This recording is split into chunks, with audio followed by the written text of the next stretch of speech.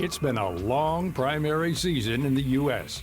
We have the presumptive nominees in place for both parties, but each side has taken some bruising beatings from the candidates and their supporters in the process. Whatever happened to thoughtful, reasoned public discussions on major issues in this country? Why are we so nasty to each other in televised debates, on social media, and on TV talk shows? Jim Hogan wanted to find out. So we asked many of the leading thinkers of our age about the topic and compiled their thoughts in his book, I'm Right and You're an Idiot: The Toxic State of Public Discourse and How to Clean It Up. Hogan is the president of the Vancouver, British Columbia PR firm Hogan & Associates. He says that today's rabid partisanship and poisonous rhetoric are the result of an accumulation of anger and frustration over the years. Just like we can pollute the natural environment, we can pollute public conversations. And that the public square may not be as resilient as we think it is. And it's my sense that over time, the mistrust and the disengagement that accumulates from this type of ad hominem style of debate is something that leaves pollution. So it goes from election to election. It goes from issue to issue. I'm particularly interested in environmental issues, and I see it there. It is unbelievable, the acrimony and the toxic nature. And it's from all sides. You know, if you feel like you're right, it seems to give you permission to say just about damn near anything you want to about the other side. Hogan says that Deborah Tannen, professor of linguistics at Georgetown University, wrote a book titled The Argument Culture, about how we become so used to the shrieking and naysaying in the public arena that eventually it becomes the new normal. The way she describes it is that if you had a ruckus outside your house at night, you'd open up the windows to find out what was going on. But if there's a ruckus every night, eventually you sort of batten down the windows and try to ignore it. And that is a big problem in a democracy because citizens cannot ignore issues. We need to make decisions about them collectively. So when it looks to your average person that the people who are involved in these issues are kind of suffering from this unbending one-sidedness, and there's never any listening, it defies everything we learned in kindergarten, and it leads to despair rather than understanding, and people just disengage. Or, worse, it could lead to more hatred. The idea that our side must win is an old one. Hogan says that humans have divided into teams since the dawn of time, and in certain instances, it has served us well. However, when it comes to issues that affect us all in the modern world, this refusal to listen to the other side or consider the facts can create misinformation and promote a toxic atmosphere. If some evidence about climate change comes along and you don't believe in climate change, you don't actually change your mind because of the new evidence.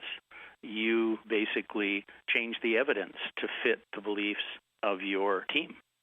So that type of social atmosphere is fertile for the kinds of conversations that you hear coming out of the primaries. When we choose a side and refuse to listen to anyone who doesn't agree with us, we can end up in an advocacy trap.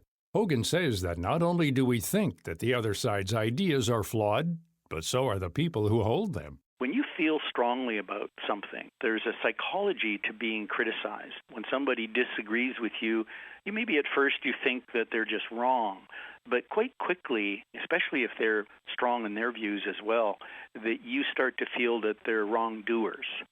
And then it's not too far from that to a battle between good and evil. So you're the good guy and they're the bad guy. You're David and they're Goliath. And it's a fight, and you know you're right, and you know what you're saying is right, and they're disagreeing with what's right, and they're disagreeing with something that you feel deeply about. And so that ends up creating this state that Roger Connor calls the advocacy trap, which you basically get yourself into a situation where you become more interested in defeating and demolishing the other side than you are in actually moving your issue forward. Another attitude that stands in the way of productive debate is the inability to admit that your side is wrong, or even that the other side might have a point. Hogan says that this can result in behavior that noted linguist and cognitive scientist Noam Chomsky describes in the book, If You Can't Answer an Argument, Shriek.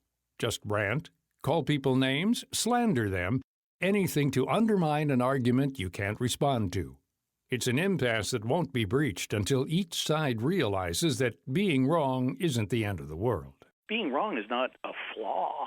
We're all wrong.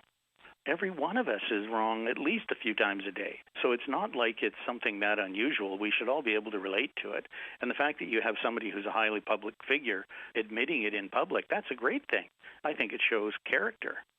This idea that keeping in mind that you could be unknowingly under the influence of bias is a way to open your mind. And I think it's interesting when you pay attention to this, how it actually improves your communications, because it improves your listening, which is real communications.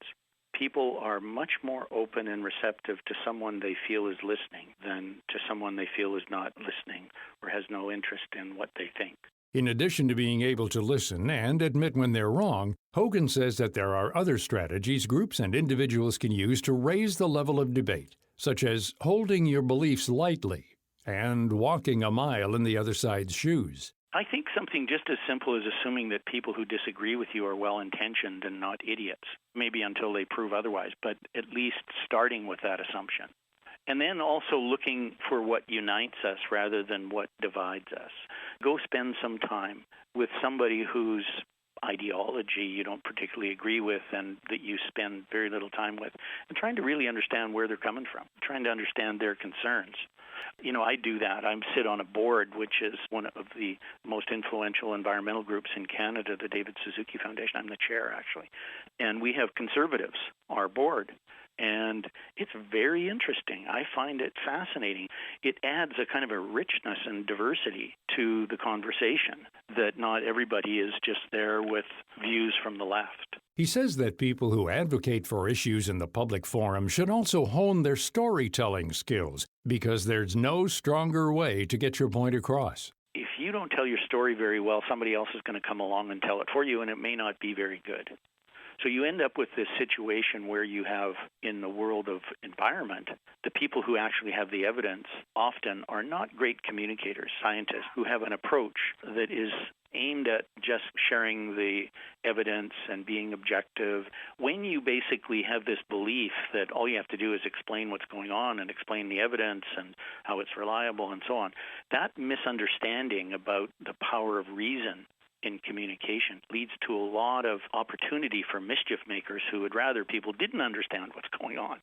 So I think learning these skills of narrative are really important. Finally, Hogan says that showing respect for those who hold a different view on an issue and not treating them as the enemy can go a long way towards mutual understanding and maybe even sway some opinions. David Suzuki and I spent an afternoon with Thich Nhat Hanh, who is a Zen Buddhist monk.